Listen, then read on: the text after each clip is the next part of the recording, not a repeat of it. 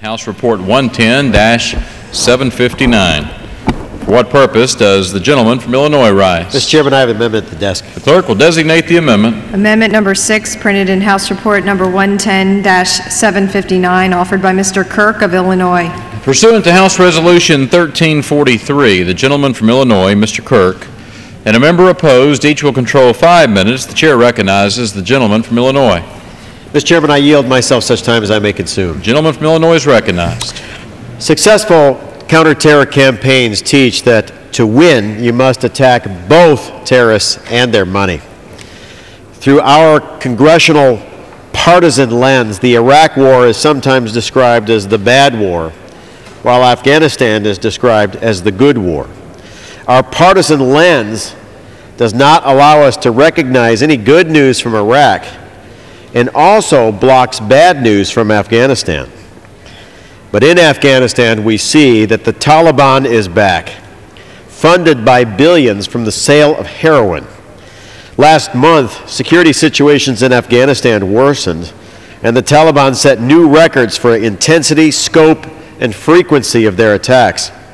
The numbers of districts under stress, the number of district centers attacked, and the numbers of roadside, car bombs, and suicide bombs all dramatically increased. In total, the death toll in June alone numbered over 40 NATO casualties, including 27 Americans, representing the highest number killed in any single month in 7 years of conflict in Afghanistan. According to open source reporting on NATO-Taliban firefights, the Taliban has not run out of people, ammunition, or supplies. And NATO ground forces did not win every battle, a new and troubling development. Now, for many years, Afghanistan has become the world's leading producer of heroin, responsible for roughly 92% of the world's supply. But the UN now reports that in 2008, Afghanistan has become the top producer of hashish as well. Money from heroin and now profits from hashish total hundreds of millions, if not billions of dollars. In sum, the Taliban's drug profits may equal the operations budget of General McKiernan and his NATO army. Now, this amendment will help focus the broader intelligence community on the clear nexus between narcotics and terrorism.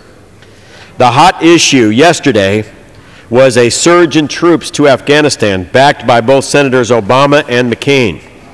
I would sound a note of caution, though, that without aerial spraying and other counter-drug programs that have worked in Pakistan and Colombia, such an Afghan move would only accelerate violence between two now very well-funded opponents. To turn the rising Taliban tide, we must now effectively move against heroin and now hashish in the narco state that is Afghanistan. This amendment will commission a national intelligence estimate to look at the nexus between drug profits and terrorism. We all note the record of the past. In 2001, the leader of the Taliban, Mullah Omar, claimed to have eradicated the entire heroin crop of Afghanistan. That is what his PR agents wanted you to know. What they did not want you to know is Mullah Omar had stockpiled 300 tons of opium paste in warehouses south of Kandahar, in an effort similar to what the Hunt brothers did with the silver market, trying to corner the market in opium and heroin. In 2002, after coalition troops moved to replace the Taliban, our ambassador to Afghanistan, Zal Khalilzad, convinced the new president, Hamid Karzai, to be against aerial spraying, saying that it would recall memories of the Soviet invasion of Afghanistan. That single move crippled counter-narcotic programs in that country. Without aerial spraying, just to spray the leaders' fields, as has been done in Pakistan and Colombia, heroin production rose from no provinces in 2001 to 29 of 34 provinces today. Such a rise in drug production led to enormous profits, and when asked the question, who is the chief financier of the Taliban and partially of Al-Qaeda, the leading counter-narcotics advisor to President Hamid Karzai told me it was Haji Bashir Noorzai, the banker to the Taliban. In a very successful operation by the DEA, Haji Bashir Noorzai was lured first to the UAE and then to New York City, where he was indicted in the Southern District of New York and is currently incarcerated. It was a great triumph for the United States, putting Haji Bashir Noorzai on the cover of Time magazine and underscoring the important contribution that the Drug Enforcement Agency can add to the intelligence community. At the time, DEA was not part of the intelligence community. By action of the last Congress, we brought DEA into the intelligence community and supplied them with new intelligence collection assets to operate in Afghanistan.